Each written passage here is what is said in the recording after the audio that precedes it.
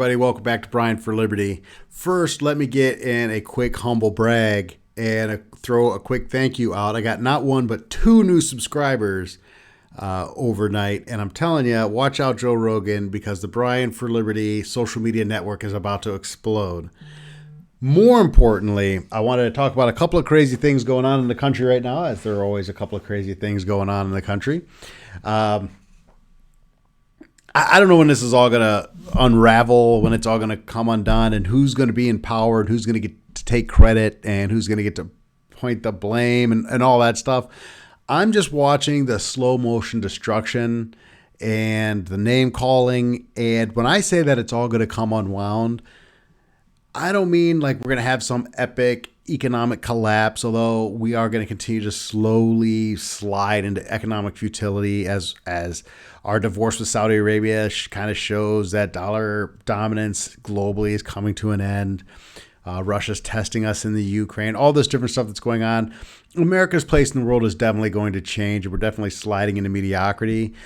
But really, we're sliding into idiocracy, and we're sliding into a place where we just can't even have conversations with people who don't fundamentally believe all of the exact same things that we believe without it turning into just a nonsensical name-calling rant.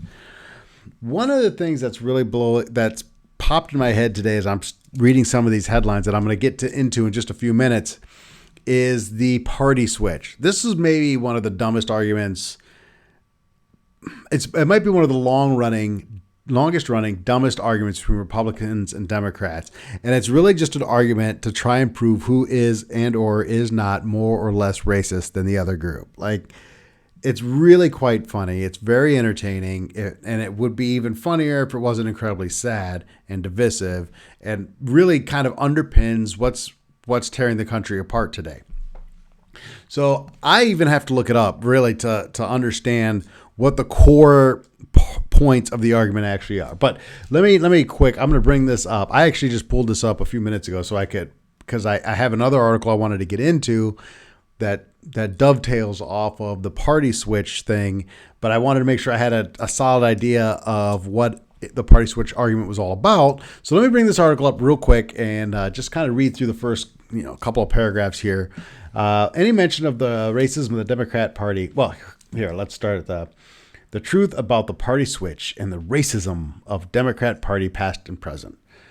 So any mention of the racism of the Democrat Party is almost always met with some Marxist, progressive, or Democrat claiming that the Democrat Party is no longer the racist party because at some point in the 1960s, U.S. politicians either switched parties or switched ideologies. This sounds completely ridiculous because it is, and it didn't happen. I'm not making that argument. Don't fill my comments. First of all, I say don't fill my comments like I'm going to get 100 comments on this video. That's not going to happen. But I'm not looking to have that argument. I don't care if the party switched because the fact of the matter is neither today's Republicans or Democrats have anything in common with the parties from the 1960s.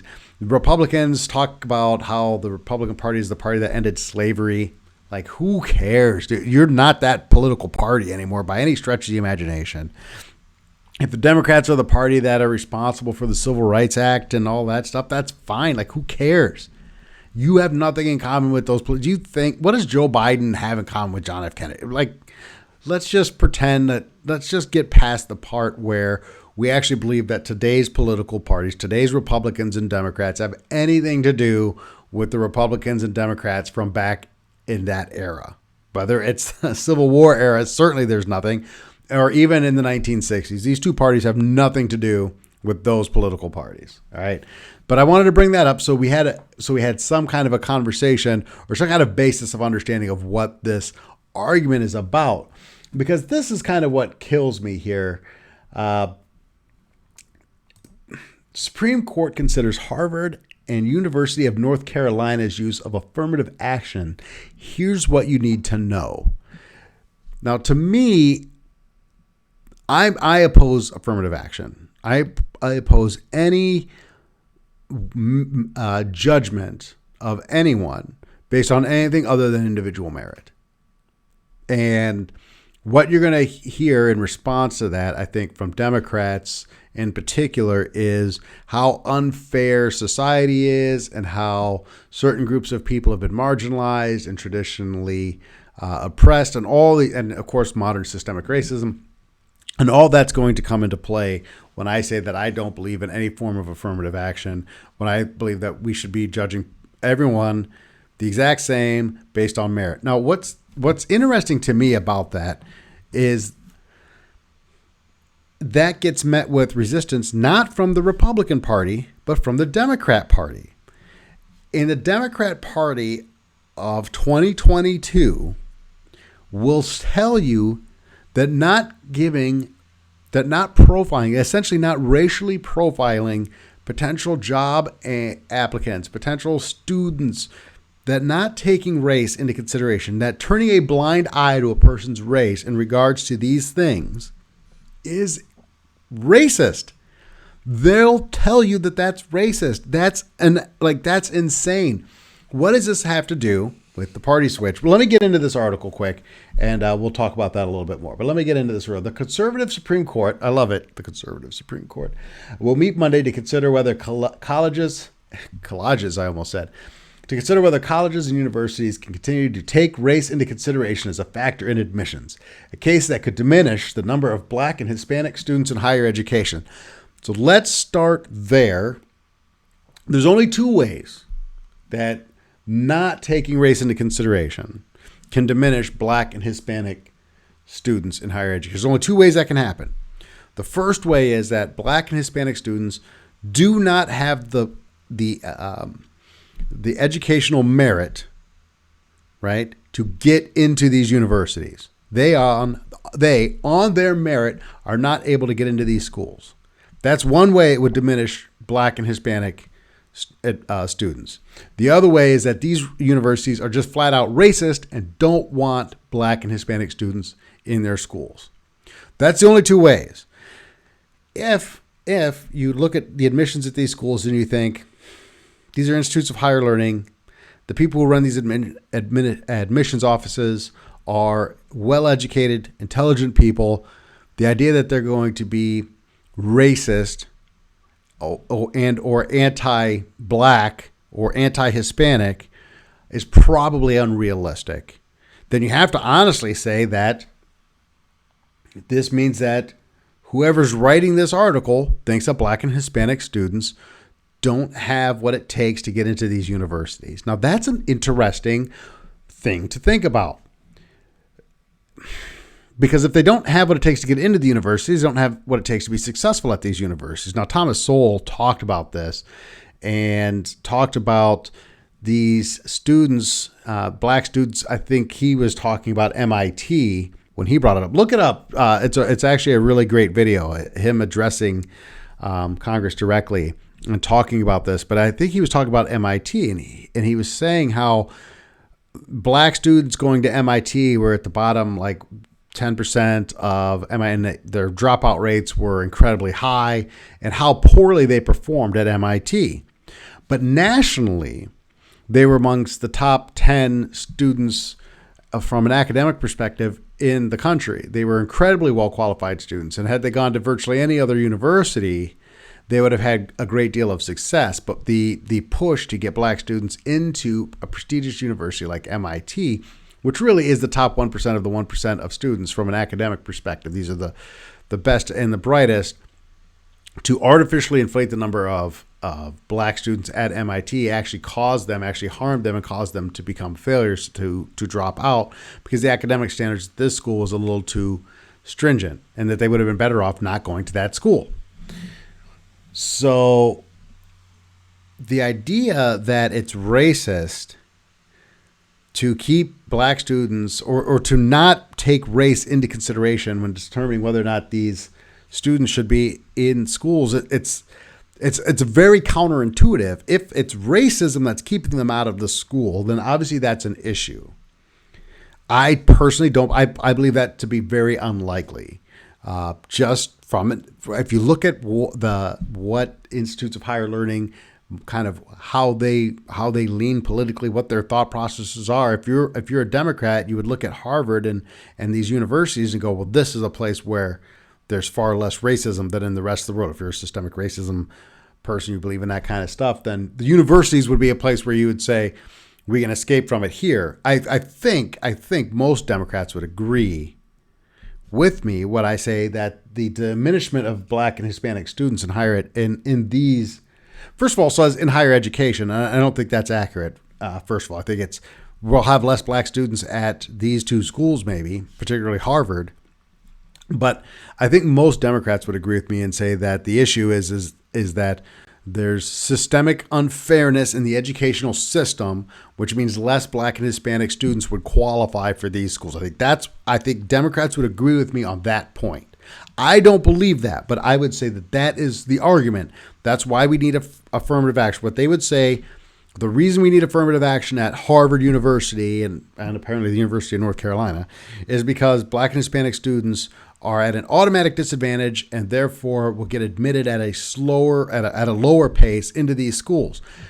The point is, it's still what doesn't matter, because it still goes back to Thomas Sowell's point of then the best, if these students, whether they are academically stunted because of systemic racism or not, no matter what the reasons for that is, their likelihood of success at certain universities is going to be lower. So it's still better off to base admissions into these universities on merit, because it gives them a better chance. It doesn't matter why their academics, they won't be able to meet these academic standards.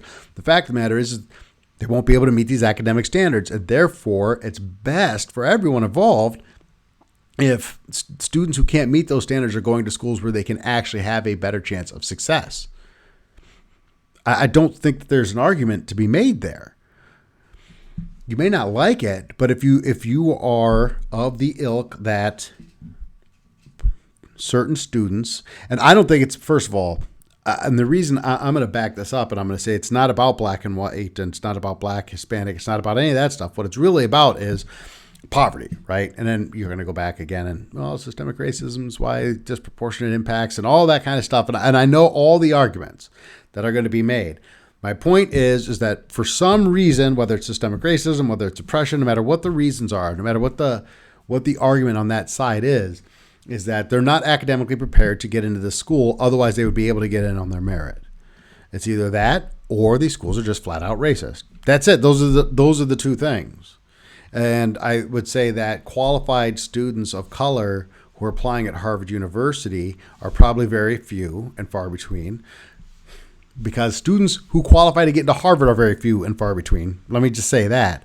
But at the end of the day, students of color who are applying at Harvard University are very few and far between. And I think it would be very easy to say, look, there are plenty of students of color whose academic standings would put them right next to these white students that you're admitting, and you're not admitting them. So clearly there's race. I don't think it would be very easy to hide just outright racism when it came to admission. So I think what we're going to have to agree on is, on merit, these students aren't going to get in there. And if that's the case, no matter why they aren't able to get in there, we're still better off putting students into schools where they have a better opportunity for success. In the long term, they're going to be better off.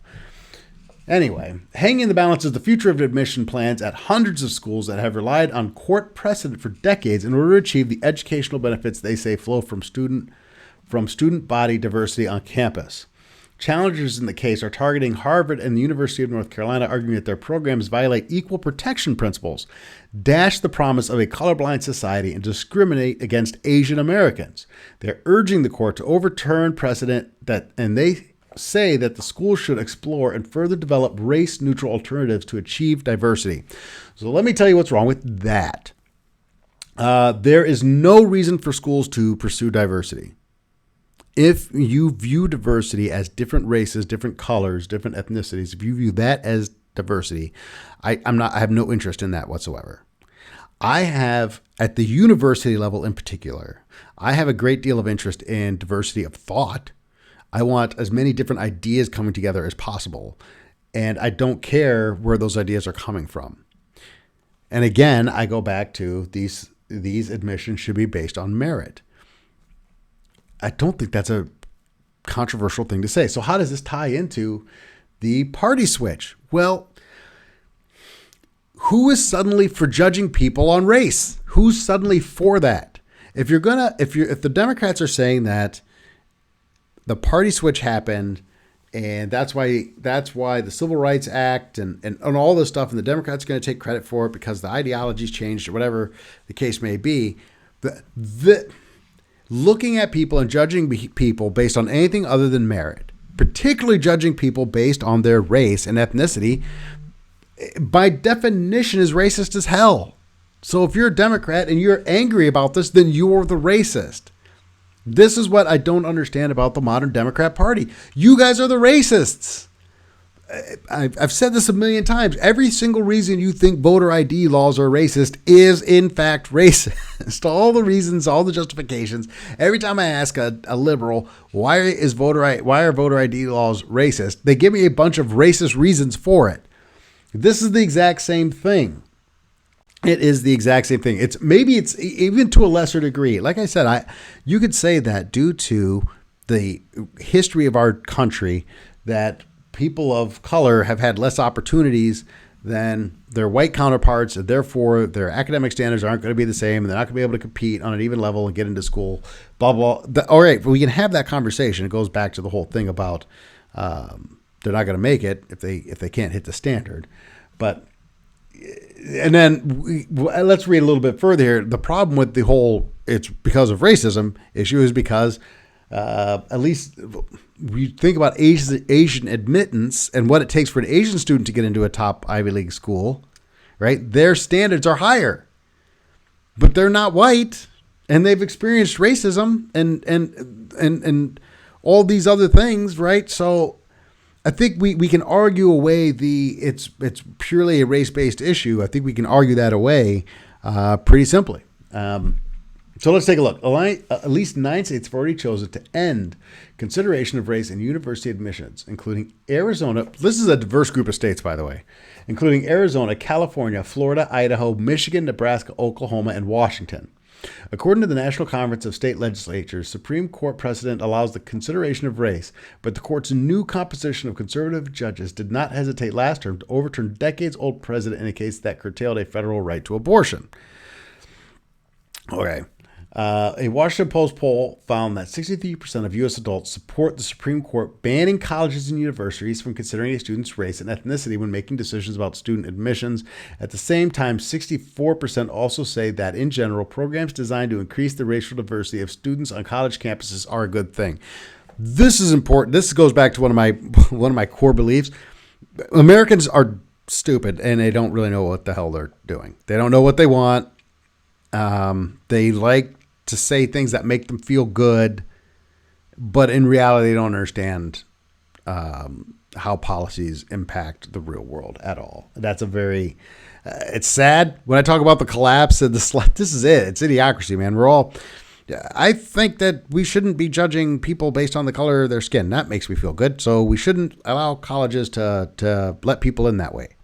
Also, we want to make sure that campuses are incredibly diverse.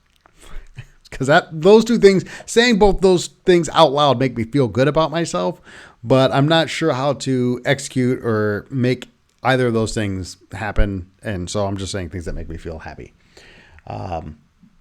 Edward Brum, the president of SFFA, has hired a conservative boutique law firm, Consovoy McCarthy, to challenge the policies at the country's oldest private university, Harvard, and the country's first public university, University of North Carolina. The firm is composed of several former clerks of Justice Clarence Thomas, who has been a critic of affirmative action. In 2003, Thomas wrote, in one opinion, the Constitution abhors classifications based on race, not only because those classifications can harm favored races or are based on illegitimate motives, but also because every time the government places citizens on racial registers and makes their race relevant to the provision of burdens or benefits, it demeans us all. That I can't. He's a Supreme Court justice, that's why I can't say it any better than that. Just read that over and over. It's just, we're not supposed to be judging people based on skin color, and we can do things to try and eliminate or soften the sins of the past. But at the end of the day, we're taking steps backwards if we're saying it's okay to judge people based on the color of their skin. It's just, that's just not how we're supposed to be doing things in the United States of America. Not in 2022, not ever. And really, one of the things that we're hearing a lot about, a lot of debates at school board meetings and stuff like that are based on critical race theory and the teaching of critical race theory. And if you support the teaching of critical race theory, I that's fine.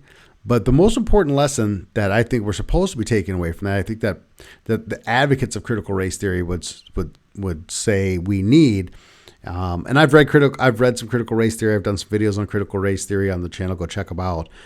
I'm not an advocate of it being taught in its current form in our public schools. One of the interesting things about critical race theory, or one of the lessons I think we're supposed to take from critical race theory, is that it's really, really horrible to treat people differently based on the color of their skin. That's the lesson we're supposed to be learning about racism. Not that white people are evil and one group of people's oppressors and one group of people is oppressed. Now, I don't think that's not the lesson we need to be taking from history. The lessons we're supposed to be taking from history are that it's horrible to treat people differently based on their race, ethnicity, gender, any of that. So we're not supposed to be treating people differently because of that. That's the lesson we're supposed to learn from history, I think, anyway. I think a lot of people out there would agree with me. So we get into the party switch, and it's like, well, we're accusing the Republicans have been getting called racist for a long time. Anybody who voted for Trump being a racist isn't a disqualifier, and you're deplorable, and all these different things. This is a racist policy supported by Democrats who are shielding it in some form of, like, it's not really racism, but it is, in fact, it's racism. That's just the way it is. And so we talk about the party switch. It's like, did the party switch? Are the Democrats the racist party or the Republicans the racist party? Based on this fight of, hey, we can't just give special favors to people or special considerations to people based on the color of their skin, seems like the least racist thing, and it's being painted by one side as racist, and the whole thing just doesn't make sense. It just doesn't make sense, and that's where I go back to this. The party switch stuff is killer to me. So I wanted to hit on that quickly. The next thing I've got, and this is pretty brief, but it just comes to mind here as we roll into the midterm election, and I think about the Democrats and what they're running on. I'm not a Republican. I'm not a fan of Republicans, but when I think about the Democrats and what they're actually running on, I think they're running on abortion, gun control, and that we're not Donald Trump. I think that's still the thing. And so this next story, I don't know if you guys can hear my dog barking in the background. I have no idea what's going on, but I'm trying to get through this video so I can go figure out if somebody's trying to break into my house. There's nobody else home right now. Anyway, I just wanted to take a quick peek at this. And I don't understand what's happening. I'll be honest with you. I don't understand this.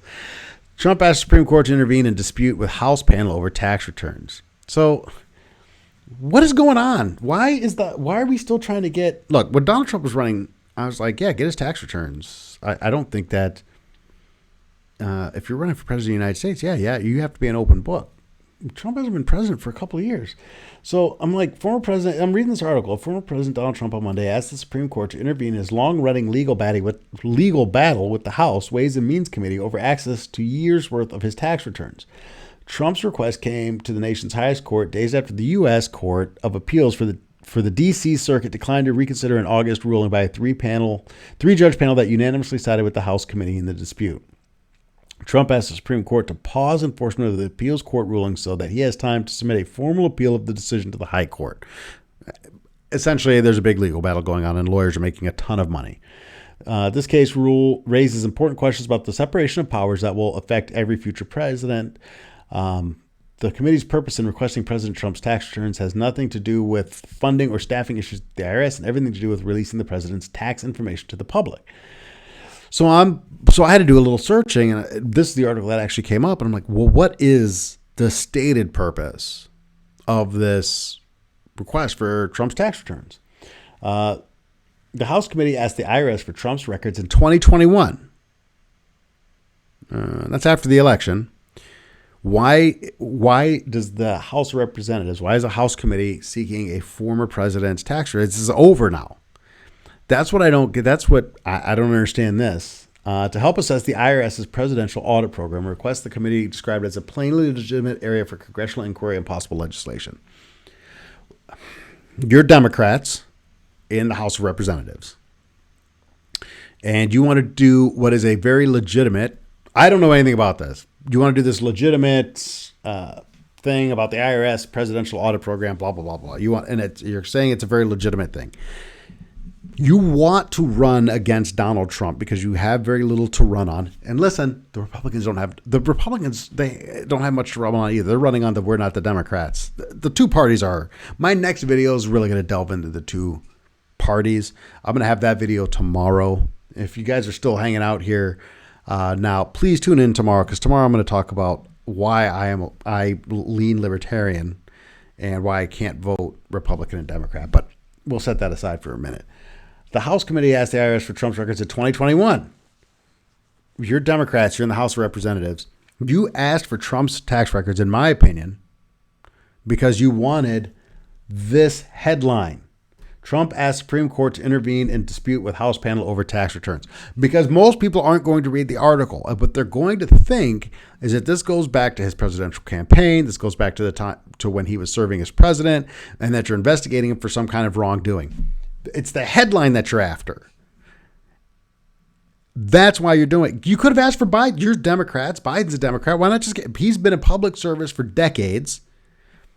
Trump served one term as president. Biden's president now, and he's been in public service for decades. Let's take a look at that guy's tax returns. You're Democrats. He's a Democrat. There's no fight. There's no legal battle. There's no wasted tax dollars. Attorneys aren't getting rich off of it. Why not just get Biden? Because you want that headline. You want people to see this headline and assume that Trump's up to something nefarious and try to hide something in his tax returns. Because you know, and you count on the fact that the American public isn't going to read the whole article. And that's really sad, but it also tells you something about politics in this country. There's no substance. And there's no substance because we don't demand substance. But anyway, this just kind of irked me a bit, because it seems like a super obvious thing that the Democrats are doing here. They're attempting to garner these emotions out of people, because that's how we make decisions in this country. It's purely emotion. And like, we can get these headlines out there that we're still trying to get Trump's tax returns, and it just harkens people back to the election when they were still doing this thing. It's mind-blowing to me. And it seems like a pretty obvious and pretty cheap ploy by the Democrats just to get this headline out there. That's how I view it. If I'm wrong about that, let me know. Maybe Trump's hiding. But according to the article, the House committee is just looking to get this to help assess the IRS's presidential audit program. Doesn't sound like they're investigating for anything nefarious. To me, they want this headline. They want to get his tax returns and embarrass the president coming into the midterm. That's my take on it, and I don't see anything else here. So if I'm completely wrong on that, let me know. But I don't know about that. I mean, however, Trump and his lawyers have claimed that the request was meant to single out Trump because he's a Republican and a political opponent. That seems to make a hell of a lot more sense to me. Coming into a midterm, that let's get this fight out into the public. That's what it seems like, but maybe I'm wrong. Democrats, jump in there. Let me know. Anyway, I appreciate you guys sticking. If you're still here, I certainly appreciate you sticking around for the whole shebang. Share, like, the whole bit. I will be back tomorrow talking about why both parties are terrible, why this channel exists, what my plans are for the 2024 election. Looking forward to 2024 and trying to create a real libertarian coalition here in South Carolina. That's why I am relaunching the Brian for Liberty social media network. So come back tomorrow. Check me out here. Check me out on Twitter. Check me out on TikTok. And I will see you folks tomorrow. And once again, thanks for sticking around. Have a great day.